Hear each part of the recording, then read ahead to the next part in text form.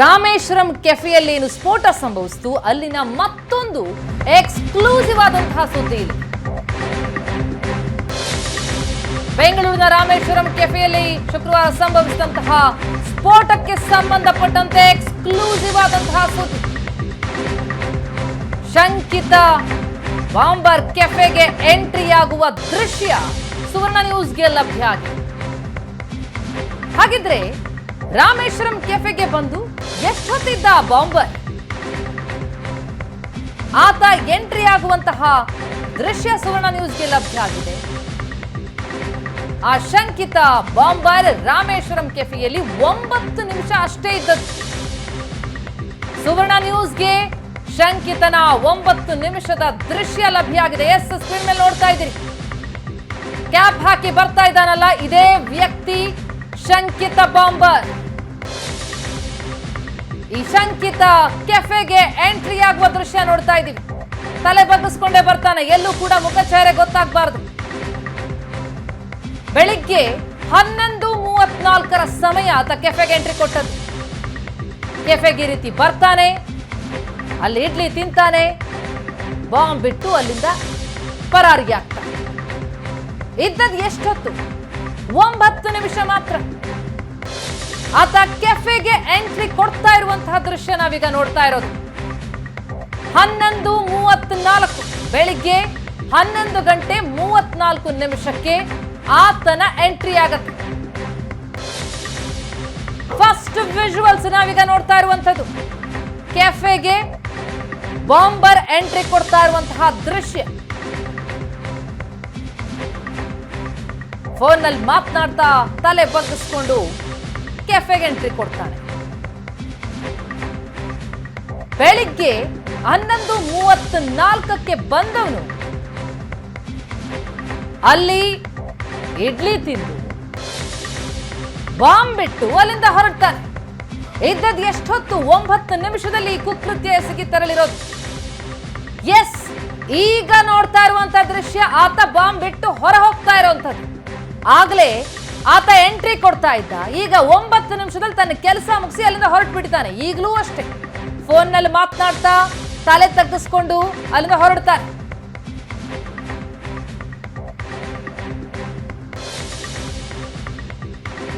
ದೃಶ್ಯಗಳು ನೋಡ್ತಾ ಇದ್ದೀವಿ. ಒಂದು ಪುಟ್ಟ ಬ್ಯಾಗ್ ಕಾಣ್ತಾ ಇದೆ. ಆದ್ರೆ ಬರುವಾಗ ಆತ ತಂದಿದ್ದ ಅದನ್ನಿಟ್ಟ ಬಾಂಬನ್ನ ಇಟ್ಟು ಅಲ್ಲಿಂದ ಎಸ್ಕೇಪ್ ಆಗಿದೆ. ಆತ ಕೆಫೆಯಿಂದ ಹೊರ ಹೋಗ್ತಾ ಇರುವಂತಹ ದೃಶ್ಯ ನಾವೀಗ ನೋಡ್ತಾ ಇರೋದು. 11:34 ಎಂಟ್ರಿ, 11:43 ಎಕ್ಸಿಟ್. ಅಷ್ಟರಲ್ಲಿ ಈ ಕುಕೃತ್ಯವನ್ನ ಎಸಗಿ ಹೋಗಿದ್ದಾನೆ. ಹೋಟೆಲ್ಗೆ ಬರುವಾಗಲೂ ಕೂಡ ಶಂಕಿತನ ಬಳಿ ಬ್ಯಾಗ್ ಇತ್ತು, ಹೋಗುವಾಗಲೂ ಕೂಡ ಬ್ಯಾಗ್ ಇರುತ್ತೆ. ಆದ್ರೆ ಬರುವಾಗ ಬಾಂಬನ್ನ ತಂದಿದ್ದ, ಹೋಗುವಾಗ ಬಾಂಬನ್ನ ಇಟ್ಟು ತೆರಳಿದ್ದಾನೆ. ಸಣ್ಣಗಾಗಿದೆ ಬ್ಯಾಗ್ ಗಮನಿಸ್ತಾ ಇದ್ದೀವಿ. ಅಂದ್ರೆ ಬ್ಯಾಗ್ ಅಲ್ಲಿ ಮತ್ತೊಂದು ಬ್ಯಾಗ್ ಇಟ್ಕೊಂಡು ಬಂದಿದ್ದ. ಬರುವಾಗ ದೊಡ್ಡ ಬ್ಯಾಗ್, ಹೋಗುವಾಗ ಚಿಕ್ಕ ಬ್ಯಾಗ್. ದೊಡ್ಡ ಬ್ಯಾಗ್ ನಲ್ಲಿ ಚಿಕ್ಕ ಬ್ಯಾಗ್ ಇಟ್ಟು ತಂದಿದ್ದ ಅನ್ಸುತ್ತೆ. ನಂತರ ಬಾಂಬ್ ಬಿಟ್ಟು ವಾಪಸ್ ಆಗಿದ್ದಾನೆ. ಬರೀ 9 ನಿಮಿಷದಲ್ಲಿ ಕುಕೃತ್ಯ ಎಸಗಿರೋದು. ಬೆಂಗಳೂರಿನ ವೈಟ್ ಫೀಲ್ಡ್ ಬಳಿ ಇರುವಂತಹ ರಾಮೇಶ್ವರಂ ಕೆಫೆಯಲ್ಲಿ ಸ್ಫೋಟ ಸಂಭವಿಸಿತು ಶುಕ್ರವಾರ. ಆ ದಿನದ ದೃಶ್ಯ ನಾವೀಗ ನಿಮ್ಗೆ ನೋಡ್ತಾ ಇರುವಂತದ್ದು. ಮಧ್ಯಾಹ್ನ 1 ಗಂಟೆಗೆ ಸ್ಫೋಟ ಆಗಿದೆ. ಇಟ್ಟದ್ ಯಾರು ಅಂತಂದ್ರೆ ಈತನ ಮೇಲೆ ಶಂಕೆ ಇರೋದು. ಈತ ಎಂಟ್ರಿ ಕೊಟ್ಟದಾಗ್ಲೇ ನೋಡಿದ್ವಿ. ಈಗ ಎಕ್ಸಿಟ್ ಆಗ್ತಾ ಇರುವಂತಹ ದೃಶ್ಯ ನೋಡ್ತಾ ಇದ್ದೀವಿ. ಕೆಫೆಗೆ ಎಂಟ್ರಿ 11:34, 11:43 ಅಲ್ಲಿಂದ ಹೊರಟ. 9 ನಿಮಿಷದಲ್ಲಿ ಅಲ್ಲಿ ಬಂದು ಇಡ್ಲಿ ತಿಂದು ಬಾಂಬ್ ಬಿಟ್ಟು ಅಲ್ಲಿಂದ ಹೊರಟೋಗಿದ. ಅದರ ಎಕ್ಸ್ಕ್ಲೂಸಿವ್ ಆದಂತಹ ದೃಶ್ಯ ನೋಡ್ತಾ ಇದ್ದೀವಿ. ಆತ 9 ನಿಮಿಷ ಅಲ್ಲೇನಿದ್ದ, ಅಷ್ಟರಲ್ಲಿ ಕೃತ್ಯ ಎಸಗಿದ್ದಾನೆ. ಎಷ್ಟು ದೃಶ್ಯಗಳು ನೋಡ್ತಾ ಇದ್ವಿ. ದೃಶ್ಯ 1ರಲ್ಲಿ 11:34 ಆತ ಬರ್ತಾನೆ, ಕೈಗೆ ಗ್ಲೌಸ್ ಇದೆ. ಎಷ್ಟು ಗಮನಿಸ್ತಾ ಇರಬಹುದು ತಾವು. ಕ್ಯಾಪ್ ಹಾಕಿದ್ದಾನೆ, ದೊಡ್ಡ ಬ್ಯಾಗ್ ತಂದಿದ್ದಾನೆ, ಎಂಟ್ರಿ ಕೊಡ್ತಾನೆ ಬೆಳಿಗ್ಗೆ 11:34. 9 ನಿಮಿಷ ಅಲ್ಲಿದ್ದ. ಕೈಗೆ ಗ್ಲೌಸ್ ಧರಿಸಿದಾನೆ. ದೊಡ್ಡ ಬ್ಯಾಗ್ ತಂದಿದ್ದಾನೆ. ಮುಖ ಕಾಣಬಾರದು ಅಂತ ಟೋಪಿ ಮಾಸ್ಕ್ ಅನ್ನ ಧರಿಸಿದ.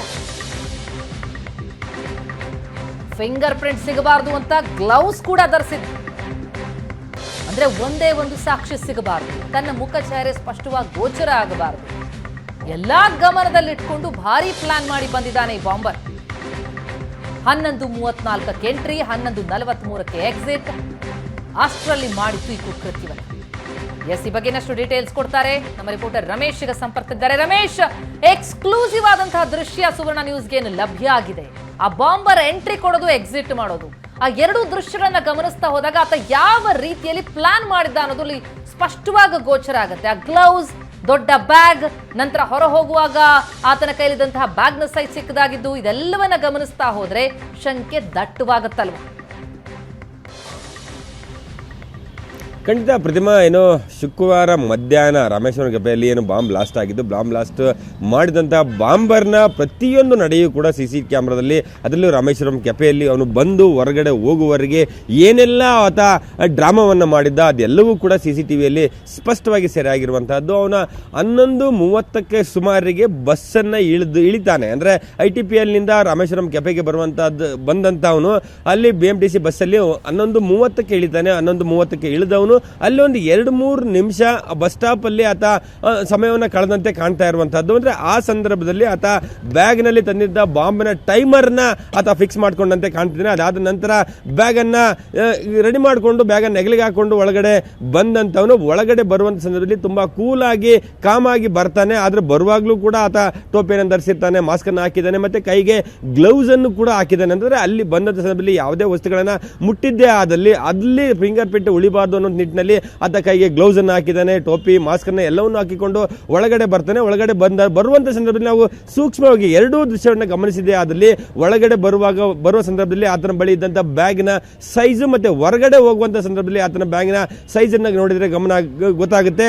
ಆತ ಬ್ಯಾಗಿನ ಒಳಗೊಂದು ಬ್ಯಾಗ್ ಅನ್ನ ಇಟ್ಕೊಂಡು ಬಂದಿರಬಹುದು, ಅಥವಾ ಬ್ಯಾಗಿನ ಒಳಗಡೆ ಬಾಂಬರ್ನ ಬೇರೆ ರೀತಿಯನ್ನು ಕವರ್ ಮಾಡಿಕೊಂಡು ಅದನ್ನ ತಂದು ಸಿಂಕ್ ಬಳಿ ಇಟ್ಟು ರವೆ ಇಡ್ಲಿ ತಿಂದು ನಾಟಕವಾಡಿ ಫೋನ್ ಅನ್ನ ಬಳಕೆ ಮಾಡಿಕೊಂಡ ರೀತಿಯಲ್ಲಿ ಆತ ನಾಟಕವನ್ನಾಡಿ ಹೊರಗಡೆ ಹೋಗಿರುವಂತದ್ದು. ಆದ್ರೆ ಹೊರಗಡೆ ಹೋಗುವ ಸಂದರ್ಭದಲ್ಲಿ ಆತನ ಹೆಜ್ಜೆ ಹಾಕುವಂತ ರೀತಿಯನ್ನು ನೋಡಿದ್ರೆ ಆತ ಆತುರಾತವಾಗಿ ಹೊರಗಡೆ ಹೋಗ್ತಾನೆ. ಅಂದ್ರೆ ನನ್ನ ಕೆಲಸ ಮುಗಿತು, ಇನ್ನೇನು ಇಲ್ಲಿಂದ ಹೇಗಾದ್ರೂ ಆದಷ್ಟು ಬೇಗ ಈ ಜಾಗದಿಂದ ಬಹುದೂರ ಹೋಗ್ಬೇಕು ಅನ್ನೋ ನಿಟ್ಟಿನಲ್ಲಿ ಆತ ಎಲ್ಲ ಒಂದ್ ಕಡೆ ಆತುರಾತವಾಗಿ ಹೋಗ್ತಾನೆ. ಮತ್ತೆ ಅಲ್ಲಿಂದ ಹೊರಗಡೆ ಬಂದು ಮೇನ್ ರೋಡ್ ಅಲ್ಲಿ ಹೋಗುವ ಸಂದರ್ಭದಲ್ಲಿ ಕೂಡ ಆತ ಹೆಜ್ಜೆ ಹಾಕುವಂತದ್ದನ್ನು ನೋಡಿದ್ರೆ ಆತ ಆತುರಾತವಾಗಿ ಇಲ್ಲಿಂದ ಹೋಗ್ತಾನೆ. ಅಂದ್ರೆ ಒಂದ್ ವೇಳೆ ಏನಾದ್ರೂ ಬಾಂಬ್ ಬೇಗ ಸಿಡಿದಿದ್ದೆ ಆದಲ್ಲಿ ಅಥವಾ ಹತ್ತಿರದಲ್ಲಿ ಪೊಲೀಸರಿಗೆ ಸಿಕ್ಕಾಕಬಹುದು ನಿಟ್ಟಿನಲ್ಲಿ ಆದಷ್ಟು ಬೇಗ ದೂರ ಹೋಗಬೇಕು, ಪೊಲೀಸರಿಗೆ ಯಾವುದೇ ರೀತಿ ಅಂತ ಸಿಗದೆ ರೀತಿ ಘಟನೆ ಆದ್ರೂ ಕೂಡ ಅನ್ನುವಂತ ನಿಟ್ಟಿನಲ್ಲಿ ಆತ ಹೋಗುವಂತದ್ದು. ಆದ್ರೆ ಆತ ಏನು ಬಾಂಬರ್ ಒಳಗಡೆ ಅಂದ್ರೆ ಆತ BMTC ಬಸ್ ನಿಂದ ಇಳಿಯುವಂತದ್ದು, ಇಳಿದು ಅಲ್ಲಿ ಒಳಗಡೆ ಬರ್ಲಿಕ್ಕೆ ಒಂದ್ 2-3 ನಿಮಿಷ ಟೈಮ್ ತಗೊಂಡ್ಕೊಂಡಿರೋದು ನೋಡಿದ್ರೆ ಆತ ಎಲ್ಲವನ್ನು ರೆಡಿ ಮಾಡ್ಕೊಂಡ್ ಬಂದಿದ್ದಾನೆ. ಆದ್ರೆ ಆ ಒಂದು ಬಸ್ ಅನ್ನ ಇಳಿದ ನಂತರ ಅದು ಬಸ್ ಸ್ಟಾಪ್ ನಲ್ಲಿ ಅಥವಾ ಎಲ್ಲೋ ಒಂದ್ ಕಡೆ ಮೂಲೆಯಲ್ಲಿ ನಿಂತು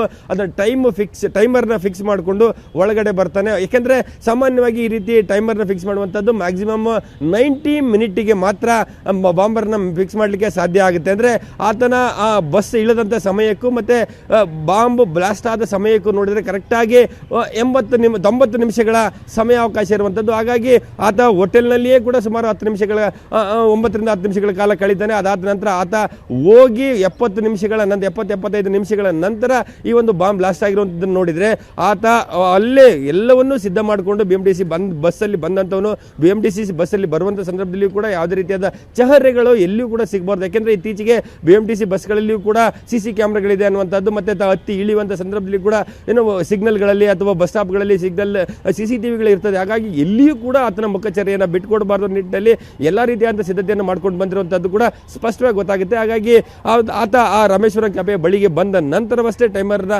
ಫಿಕ್ಸ್ ಮಾಡಿಕೊಂಡು ಅಲ್ಲಿ ಇಟ್ಟು ಪರಾರಿ ಆಗಿರುವಂತದ್ದು ಕೂಡ ಸ್ಪಷ್ಟವಾಗಿ ಗೊತ್ತಾಗುತ್ತೆ. ಇಡೀ ಹೋಟೆಲ್ನ ಒಳಗಡೆ 9 ರಿಂದ 10 ನಿಮಿಷಗಳ ಕಾಲ ಏನು ಆತ ಸಮಯವನ್ನು ಕಳೆಯುವಂತ ಸಂದರ್ಭದಲ್ಲಿಯೂ ಕೂಡ ಪೊಲೀಸರಿಗೆ ಯಾವುದು ಚಹರೆ ಸಿಗಬಾರ್ದು, CCTV ಕ್ಯಾಮ್ರಾಗಳು ಎಲ್ಲೆಲ್ಲಿ ಇದೆ ಅನ್ನುವಂಥದ್ದನ್ನ ಮೊದಲೇ ರೆಕ್ಕಿ ಮಾಡ್ಕೊಂಡಂತೆ ಕಾಣ್ತಾ ಇರುವಂತದ್ದು. ನಾನು ಎಲ್ಲಿ ಯಾವ ಕಡೆ ನೋಡಬೇಕು, ಯಾವ ಕಡೆ ತಿರುಗಿ ನಿಲ್ಲಬೇಕು ಅನ್ನುವಂಥದ್ದನ್ನು ಕೂಡ ಆತ ಸ್ಪಷ್ಟವಾಗಿ ಮೊದಲೇ ಪ್ಲಾನ್ ಮಾಡ್ಕೊಂಡಂತೆ ಕಾಣ್ತಾ ಇರುವಂತದ್ದು. ಮತ್ತೆ ಮೊಬೈಲ್ ಫೋನ್ ಅನ್ನ ಆತ ಹೊರಗಡೆ ಹೋಗುವಂತ ಸಂದರ್ಭದಲ್ಲಿ ಕೂಡ ಆತನ ಬಳಿ ಮೊಬೈಲ್ ಫೋನ್ ಇದೆ. ಮತ್ತೆ ಒಳಗಡೆ ಬಂದ ಸಂದರ್ಭದಲ್ಲಿ ಕೂಡ ಆತ ಮೊಬೈಲ್ ಫೋನ್ ಅಲ್ಲಿ ಮಾತನಾಡಿದ ರೀತಿ ಡ್ರಾಬಾವನ್ನು ಮಾಡಿದ್ದಾನೆ. ಮತ್ತೆ ಜೊತೆಗೆ ಬಿಲ್ ಅನ್ನ ರವೆ ಇಡ್ಲಿಯನ್ನು ತಿಂದು ಅದಾದ ನಂತರ ಅಲ್ಲಿ ಬಿಲ್ ಗನ್ ಕೊಡ್ಲಿಕ್ಕೆ ಹೋದ ಸಂದರ್ಭದಲ್ಲಿ ಕೂಡ ಟೇಬಲ್ ಮೇಲೆ ಕೂಡ ಮೊಬೈಲ್ ಅನ್ನು ಇಡ್ತಾನೆ ಕೆಲ ಸೆಕೆಂಡ್ಗಳ ಕಾಲ, ಆಮೇಲೆ ಮೊಬೈಲ್ ಅನ್ನು ತೆಗೆದುಕೊಳ್ತಾನೆ. ಅಂದ್ರೆ ಅದೆಲ್ಲವನ್ನು ನೋಡಿದ್ರೆ ತನಿಖೆಯನ್ನ ಮುಂದೆ ಪೊಲೀಸರು ಮಾಡೋ ಸಂದರ್ಭದಲ್ಲಿ ಈತನ ಬಳಿ ಮೊಬೈಲ್ ಇದೆ, ಮೊಬೈಲ್ ನಂಬರ್ನ ಟ್ರೇಸ್ ಮಾಡಲಿಕ್ಕೆ ಕೂಡ ಅವರು ಹೆಚ್ಚು ಸಮಯವನ್ನು ಕಳೆಯಬೇಕು ಅನ್ನುವಂಥದ್ದು. ಆ ಸಂದರ್ಭದಲ್ಲಿ ತಾನು ಎಲ್ಲ ಒಂದು ಕಡೆ ಮೊಬೈಲ್ ಹಿಂದೆ ಹೋದ್ರೆ ನಾನು ಸಿಗೋದಿಲ್ಲ ಅನ್ನುವಂಥದ್ದು ಕೂಡ ಸ್ಪಷ್ಟವಾಗಿ ಗೊತ್ತಾಗಿ ಆತನ ತಂದಿರುವಂಥ ಮೊಬೈಲ್ ಒಂದು ಅಥವಾ ಏರ್ಪ್ಲೇನ್ ಮೋಡ್ಗೆ ಹಾಕೊಂಡು ತಂದಿರುವಂಥ ಸಾಧ್ಯತೆಗಳಿದೆ, ಅಥವಾ ಮೊಬೈಲ್ನಲ್ಲಿ ಸಿಮ್ಮೆ ಇಲ್ಲದೆ ಅಥವಾ ಯಾವುದೇ ಮೊಬೈಲನ್ನು ಆಕ್ಟಿವ್ ಇಲ್ಲದೆ ಇರುವಂಥ ಡಮ್ಮಿ ಮೊಬೈಲನ್ನು ತೆಗೆದುಕೊಂಡು ಬಂದು ಅದನ್ನು ಕ್ಯಾಮ್ರಾಗಳಿಗೆ ಗೊತ್ತಾಗುವ ರೀತಿ ತೋರಿಸುವ ಮೂಲಕ ಮುಂದೆ ತನಿಖೆ ಮಾಡುವಂಥ ಪೊಲೀಸರ ದಾರಿ ತಪ್ಪಿಸುವಂಥ ಕೆಲಸವನ್ನು ಮಾಡುವ ಮೂಲಕ ತೀರಾ ಆತ ಇಂಟೆಲಿಜೆಂಟ್ ಆಗಿ ವರ್ಕ್ ಮಾಡದಂತೆ ಕಾಣ್ತಾ ಇರುವಂಥದ್ದು. ಯಾಕೆಂದರೆ ಇತ್ತೀಚಿನ ದಿನಗಳಲ್ಲಿ ನಗರದಲ್ಲಿ ಯಾವುದೇ ಮೂಲೆಗೆ ಹೋದ್ರು ಎಲ್ಲಾದರೂ ಒಂದು ಕಡೆ CC ಕ್ಯಾಮ್ರಾಗಳಲ್ಲಿ ಅಥವಾ ಟೆಕ್ನಿಕಲಿ ಅದನ್ನು ತಪ್ಪಿಸ್ಕೊಳ್ಳಿಕ್ಕೆ ಸಾಧ್ಯನೇ ಇಲ್ಲ. ಹಾಗಾಗಿ CC ಕ್ಯಾಮ್ರಾದಲ್ಲಿಯೂ ಕೂಡ ಮುಖಚರ್ಯೆ ಸಿಗಬಾರದು, ಜೊತೆಗೆ ಮೊಬೈಲಲ್ಲಿಯೂ ಕೂಡ ಯಾವುದೇ ರೀತಿಯಾದಂಥ ಅದನ್ನ ಕುರುಹುಗಳು ಸಿಗಬಾರದು ನಿಟ್ಟಿನಲ್ಲಿ ಮೊಬೈಲ್ ಬಳಕೆ ಮಾಡದಂತೆ ಕಂಡರೂ ಕೂಡ ಮೊಬೈಲ್ನ ಯಾವುದೇ ಸುಳಿವುಗಳನ್ನು ಸಿಗದೇ ರೀತಿಯಾಗಿ ಸುಮಾರು ಒಂದು 10,000ಕ್ಕೂ ಹೆಚ್ಚು ಮೊಬೈಲ್ಗಳನ್ನು ಆ ಒಂದು ಏರಿಯಾದಲ್ಲಿ ಆ ಸಂದರ್ಭದಲ್ಲಿ ಮೂವ್ಮೆಂಟ್ ಆದಂಥ 10,000ಕ್ಕೂ ಹೆಚ್ಚು ಮೊಬೈಲ್ ನಂಬರ್ಗಳನ್ನ ಟ್ರೇಸ್ ಅಂದರೆ ಅನಲೈಸ್ ಮಾಡಿದ್ದಾರೆ. ಎಲ್ಲಿಯೂ ಕೂಡ ಒಂದು ಈ ರೀತಿಯಾದಂಥ ಕೃತ್ಯಕ್ಕೆ ಬಳಕೆ ಮಾಡಿಕೊಳ್ಳಲಾಗಿರುವಂಥ ರೀತಿಯಾದಂಥ ನಂಬರನ್ನು ಫೈನಲೈಸ್ ಮಾಡಲಿಕ್ಕೆ ಸಾಧ್ಯ ಆಗ್ತಿಲ್ಲ. ಹಾಗಾಗಿ ಪೊಲೀಸ್ ಎಲ್ಲ ಒಂದು ಕಡೆ ಆತ ಡಮ್ಮಿ ಮೊಬೈಲನ್ನು ಬಳಕೆ ಮಾಡಿಕೊಳ್ಳುವ ಮೂಲಕ ನಮ್ಮನ್ನು ದಾರಿ ತಪ್ಪಿಸುವಂಥ ಕೆಲಸವನ್ನು ತುಂಬ ಕ್ಲೇವರ್ ಆಗಿ ಮಾಡಿದಂತೆ ಕಾಣ್ತಾ ಇದೆ ಅನ್ನುವಂಥದ್ದನ್ನು ಕೂಡ ಪೊಲೀಸ್ ಮೂಲಗಳು ಅನುಮಾನವನ್ನು ವ್ಯಕ್ತಪಡಿಸ್ತಾ ಇರುವಂಥದ್ದು. ಹಾಗಾಗಿ ಆತ ಒಳಗಡೆ ಬರುವಂತಹದ್ದು ಹೋಟೆಲ್ ಒಳಗೆ ಮತ್ತೆ ಹೊರಗೆ ಹೋಗುವಂಥ ಸಂದರ್ಭದಲ್ಲಿ ಕೂಡ ಆತನ ಏನೋ ಹಾವಭಾವಗಳು ಆತನ ನೋಡ್ತಾ ಹೋದ್ರೆ ಆ ಸಂದರ್ಭದಲ್ಲಿ ಆತ ಎಷ್ಟರ ಮಟ್ಟಿಗೆ ಒಳಗಡೆ ಬರುವಂತ ಕೂಲ್ ಆಗಿ ಬರ್ತಾನೆ, ಹೊರಗಡೆ ಹೋಗುವ ಸಂದರ್ಭದಲ್ಲಿ ಆತರವಾಗಿ ಹೊರಗಡೆ ಹೋಗುವ ಮೂಲಕ ಆತನ ಕೆಲಸವನ್ನ ಸಾಧಿಸಿದ ನಂತರ ಆತ ಜೋರಾಗಿ ಹೋಗುವಂತದ್ದು ಕೂಡ ಸ್ಪಷ್ಟವಾಗಿ CC ಕ್ಯಾಮೆರಾಗಳಲ್ಲಿ ಗೊತ್ತಾಗ್ತಾ ಇದೆ. ಪ್ರತಿಮಾ, ರಮೇಶ್, ಅಂದ್ರೆ ಎಲ್ಲೂ ಕೂಡ ಸಾಕ್ಷ್ಯ ಸಿಗಬಾರ್ದು, ತನ್ನ ಮುಖಚಹರೆ ಗೊತ್ತಾಗಬಾರ್ದು. ತಾವು ಹೇಳಿದಾಗೆ ಕ್ಯಾಪ್ ಹಾಕಿ ಬಂದಿದ್ದಾನೆ, ಜೊತೆಗೆ ತಲೆ ತಗ್ಗಿಸ್ಕೊಂಡೇ ಓಡಾಡ್ತಿದ್ದಾನೆ. ಹಾಗಾದ್ರೆ ಆತ ಬಿಲ್ ಕೊಡುವಾಗ ಅಥವಾ ಆರ್ಡರ್ ತಗೊಳ್ಳುವಾಗ ಆ ಸಂದರ್ಭದಲ್ಲೂ ಕೂಡ ಆತನ ಮುಖಚಹರೆ ಎಲ್ಲೂ ಸ್ಪಷ್ಟವಾಗಿ ಗೋಚರವಾಗ್ತಾ ಇರುವ, ಕೈಗೆ ಗ್ಲೌಸ್ ಹಾಕಿದ್ದಾನೆ, ಅದೆಲ್ಲವನ್ನ ಗಮನಿಸ್ತಾ ಹೋದ್ರೆ ಭಾರಿ ಪ್ಲಾನಿಂಗ್ ಅನ್ನು ನಡೆಸಿದ್ದಾನೆ. ಹಾಗಿದ್ದು ಈಗ ಸಿಕ್ಕಂತಹ ಸಾಕ್ಷ್ಯಗಳು ಸಹಾಯಕ ಆಗತ್ತಾ ತನಿಖಾಧಿಕಾರಿಗಳಿಗೆ?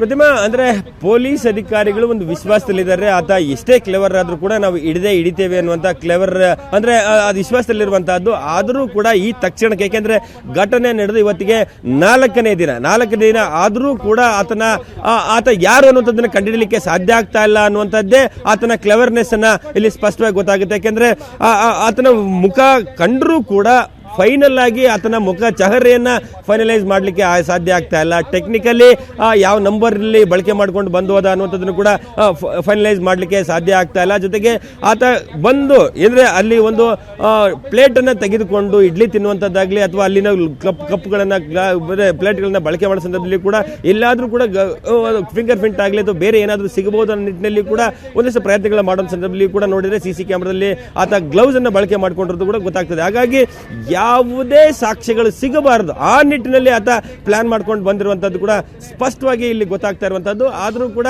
ಬೇರೆ ಬೇರೆ ಆಂಗಲ್ ನಲ್ಲಿ, ಯಾಕೆಂದ್ರೆ ಒಂದು ಅಲ್ಲಿ CC ಕ್ಯಾಮ್ರಾದಲ್ಲಿ ಸಿಕ್ಕರೂ ಕೂಡ ಫೈನಲೈಸ್ ಮಾಡ್ಲಿಕ್ಕೆ ಆಗ್ತಾ ಇಲ್ಲ. ಆದರೂ ಕೂಡ ಕೆಲ ಉಗ್ರ ಸಂಘಟನೆಗಳ ಸಂಚಿನ ರೂಪನ ಅನ್ನುವಂಥ ನಿಟ್ಟಿನಲ್ಲಿ ಹಳೆಯ ಕೇಸ್ಗಳ ವಿಚಾರದಲ್ಲಿ ಕೂಡ ಒಂದಷ್ಟು ಮಾಹಿತಿಗಳನ್ನು ಪಡ್ಕೊಳ್ಳುವಂತಹದ್ದು ಮತ್ತೆ ಬೇರೆ ಬೇರೆ ರೀತಿಯ ಅಂದ್ರೆ ಸರ್ಕಮ್ಟೆನ್ಷಿಯಲ್ ಎವಿಡೆನ್ಸ್ಗಳನ್ನು ಕೂಡ ಕಲೆ ಹಾಕುವ ಮೂಲಕ ಇದನ್ನು ಟ್ರೇಸ್ ಮಾಡಲಿಕ್ಕೆ ಮುಂದಾಗ್ತಿರುವಂತದ್ದು. ಆದರೂ ಕೂಡ ಎಲ್ಲ ಒಂದ್ ಕಡೆ 4 ದಿನ ಆಗಿರೋದ್ರಿಂದ ಆರಂಭಿಕ ಹಿನ್ನಡೆನೆ ಪೊಲೀಸರಿಗೆ ಅಂತ ಹೇಳಿ ಹೇಳ್ಬೋದು. ಆದರೂ ಕೂಡ ಈಗಾಗಲೇ NIA FIR ದಾಖಲು ಮಾಡಿಕೊಂಡು ಕೋರ್ಟ್ಗೆ FIR ಕೊಡುವ ಮೂಲಕ ಅವರದೇ ಆದಂತ ಅಂದ್ರೆ ರೀತಿಯಲ್ಲಿ NIA ಕೂಡ ಇನ್ನು ಮುಂದೆ ತನಿಖೆಯನ್ನು ಮುಂದುವರಿಸುವಂತ ಸಾಧ್ಯತೆಗಳಿರುವಂತಹದ್ದು. Pratima, thank you so much Ramesh ತಮ್ಮ ಮಾಹಿತಿಗೆ.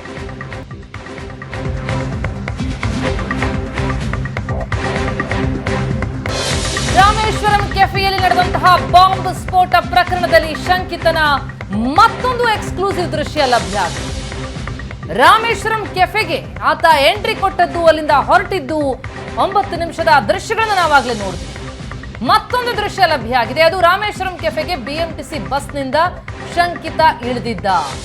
ITPL ಮಾರ್ಗವಾಗಿ ಶಂಕಿತ ಬಂದಿರೋ ಸಾಧ್ಯತೆ ಇದೆ. ಬಸ್ನಿಂದ ಇಳಿದು ಕೆಫೆಗೆ ತೆರಳಿದ್ದ ಶಂಕಿತ ಬಾಂಬರ್ ಬೆಳಿಗ್ಗೆ 11:10ಕ್ಕೆ ಬಸ್ನಿಂದ ಇಳಿದಿರುವ ಶಂಕಿತ, ತಲೆಗೆ ಟೋಪಿ ಮಾಸ್ಕ್ ಹಾಕೊಂಡು ಬಂದಿದ್ದ ಉಗ್ರ. ಸ್ಕ್ರೀನ್ ಮೇಲೆ ನಾವೇನಿಗೆ ನೋಡ್ತಾ ಇದ್ದೀವಿ, ಬಸ್ನಿಂದ ಆ ಶಂಕಿತ ಬಾಂಬರ್ ಇಳಿತಾ ಇರುವಂತಹ ದೃಶ್ಯ ಗಮನಿಸ್ತಾ ಇದ್ದೀವಿ. ಇಲ್ಲಿಂದ ಆತ ನೇರವಾಗಿ ಬಂದದ್ದು ರಾಮೇಶ್ವರಂ ಕೆಫೆಗೆ ಬರ್ತಾನೆ, ಇಡ್ಲಿ ತಿಂತಾನೆ, ಬಾಂಬ್ ಬಿಟ್ಟು ಅಲ್ಲಿಂದ 9 ನಿಮಿಷದಲ್ಲಿ ಎಸ್ಕೇಪ್ ಆಗ್ತಾನೆ. ಆತ ಹೋಗಿ 1 ತಾಸಿಗೆಲ್ಲ ಅಲ್ಲಿ ಸ್ಫೋಟ ಸಂಭವಿಸಿ 16 ಮಂದಿ ಗಾಯ ಆಗಿದೆ. ಬೆಂಗಳೂರಿಗರಿಗೆಲ್ಲ ಆತಂಕ ಆಗಿದೆ.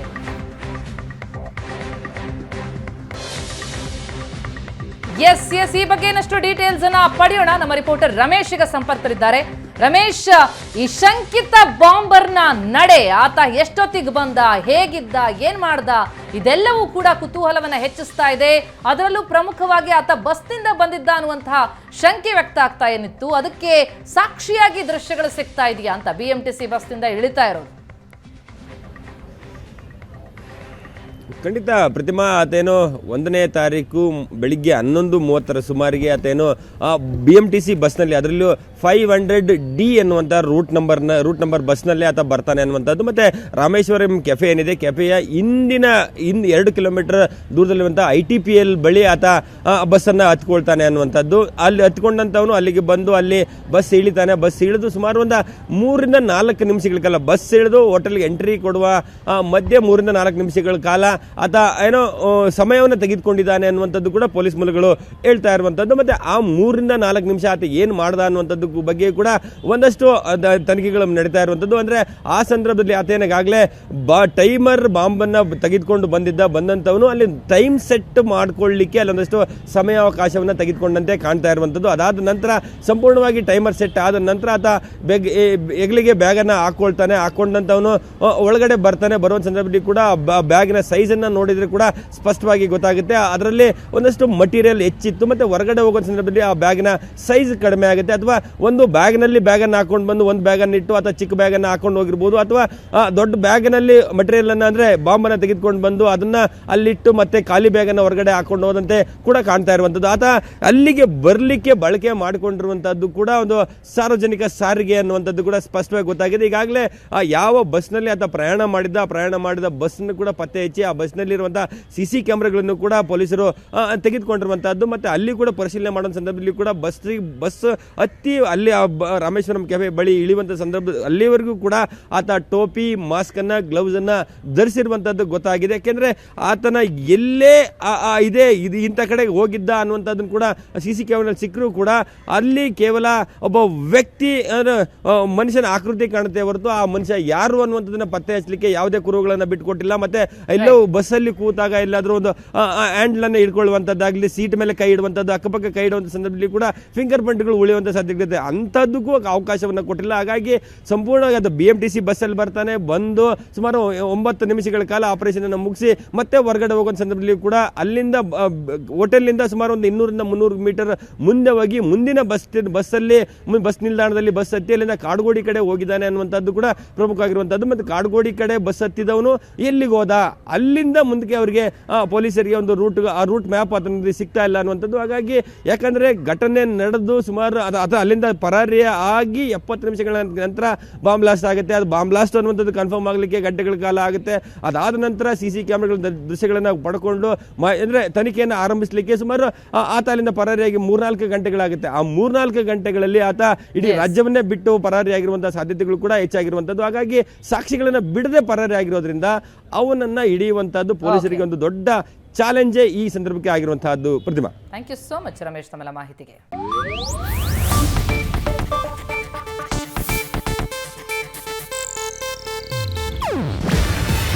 ಇದು ಏಷ್ಯಾನೆಟ್ ನ್ಯೂಸ್ ನೆಟ್ವರ್ಕ್ ಪ್ರಸ್ತುತಿ. ನೀವು ನೋಡ್ತಿದ್ದೀರಾ ಏಷ್ಯಾನೆಟ್ ಸುವರ್ಣ ನ್ಯೂಸ್.